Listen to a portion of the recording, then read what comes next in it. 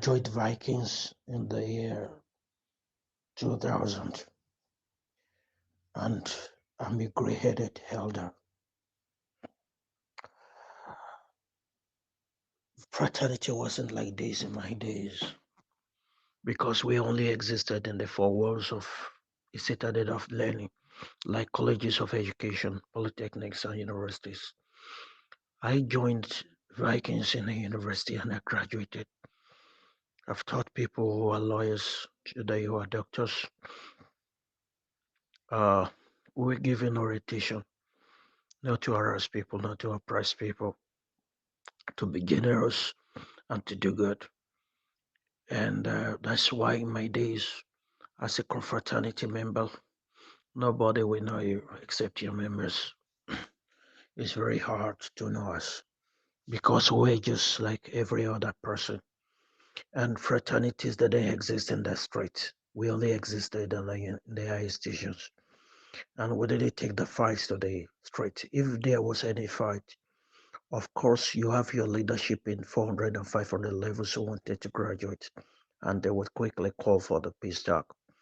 But today, we have people from the street coming to the university to pull ahead, and even the leadership of a unit might not even know who is striking who under him. You know, you just roll without taking authorization from your leadership, and you just start war.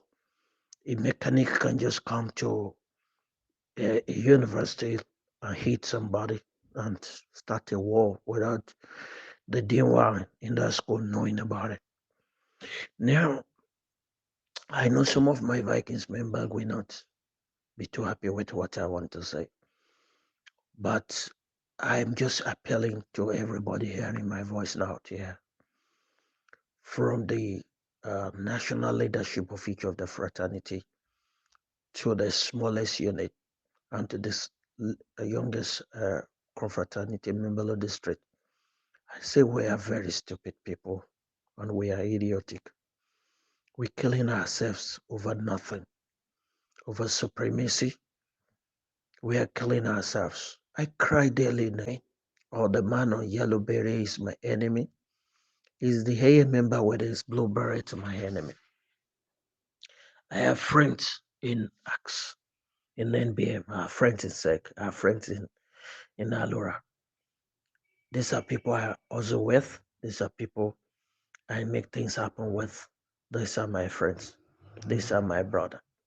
Every academic hearing my voice is my brother. He's a black man like me. He's an African like me. He's a Nigerian like me. Race, religion, and now fraternity has blinded our eyes and separated us. And we are not fighting the war and the battle we're supposed to be fighting. And we are losing out. The politicians in Nigeria have declared war on youth. They took food from our tables. They made us very hungry. Then they bastardize our education. They make it unattractive first, then they make it underfunded. So that in the first place, you don't want to go to school because you think, if I go to school, what becomes of me? There's no job. These people can create jobs, but they're doing this intentionally. They send their kids to America, to Canada, to London to go to school. They send them abroad to go to school so that when they finish, they come back to Nigeria to continue where their fathers have started. They know they are going to die or retire someday. So they are grooming their children to take over from them. And when you remove food and you remove education from a man, that man becomes a junkie. That is why every Nigerian youth now is on drugs. And our ladies who are going to be future mothers and wives, they are into prostitution. So that a youth practically has no future. And during election, they give us guns. They give us a token of what they have stolen to go and fight and eliminate their enemies. And we are glad to carry out these duties. I say we are stupid. We have these politicians, they have declared war on you. brothers and sisters are lucky to get, but we did nothing. We closed our eyes. That was the first time we ever challenged this demon. We scrapped search, but we lost blood, we lost people, and we didn't fight back. We should have occupied the streets. I say that we unite here and we declare war on the politicians. These are demons. If the axeman decides to roll on the ground with his axe, it will be our army. Let the sect occupy the sky. They will be our air force. Let jurists combine with buccaneers and Vikings to roll on the sea, and we will be the navy. And we have eyes everywhere. I know they have bulletproof cars, but when we roll together, we get them down. We start targeting their grassroots people, their spokesmen, their chairman, their secretary, the people who make things happen in the street. We target those ones. Those are our enemies.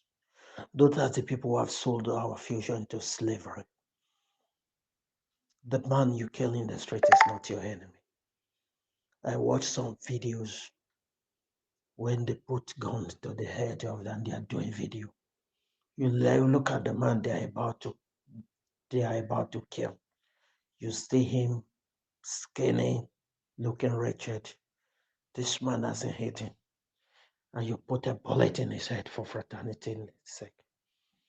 It makes me cry. I am begging you with the gray hair on my head, with tears in my eyes, on my knees.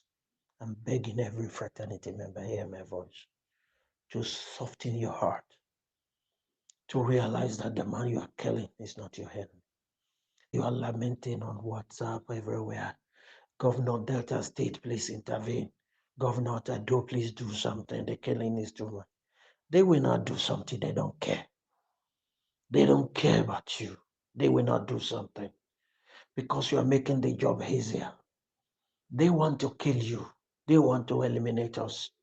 But you make the job very easy. We are eliminating ourselves. So they just fold their hands and watch. They don't like us. They want you to diminish so that their children will come and continue from wherever they stop. We are losing great men. Look at my brothers in South Africa. The people who are dying in South Africa, they are not kids. They are old men. Look at Chidrak when they brought him down, his face was crying. Look at that Mikey member, Kingsley. I saw the video where he was going down. That's a old man with wives and children, and we kill ourselves. I said we fight the government and we unite. Religion, race, and fraternity has separated us. It's high time we're united and we begin to fight back. If you call me today that you want to go and who you eat a politician, I will roll with you. I don't care what your color is. I will roll the hate with you. And if I go and do not come back, I'll be dying for something meaningful. In my children in the future, they will be happy knowing that their father died while trying to fight for their future. When Buhari came into power, a bag of rice was 8,500 naira. And they said, okay, he wanted to protect local. He wanted something local. He didn't care about the population. He didn't care about the principles of demand and supply, even if he's uneducated. I know he lost his certificate, so we really don't know. Even if he's an illiterate, he has ministers of finance and economics, he has advisors who could have advised him. But the focus is not to help the youth and the populace. The target is to enrich his cronies, his friends in agriculture. And now he has enriched them. They took good rice from us and they are giving us rubbish for 40,000 naira per bag. That is an Indian staple. And now it's so expensive. And do you think Buhari and all these people eat this stupid rice they give us? This rice that tastes like plastic. It doesn't eat that shit. So our men, when they wake up, they're hungry, they're jobless, they smoke, they drink. And what do after that? Youth have a lot of energy. They take it up out on themselves, killing themselves. We're killing ourselves because of the aggression, because of the hunger of hopelessness that these people are forced on upon us. And our women, what do? They are into prostitution. No man is ready to marry anyway. There's no marriage for them. Maybe they will be a single mother with one or two kids, and they still have to fend for these kids, and they sell their pussy. These are future wives. These are future mothers. What will they produce? What will a prostitute produce? Only God can answer that question. They've made us so hopeless. They made us so useless. That is why we go nowhere. I say we begin to fight back. That is an economic war.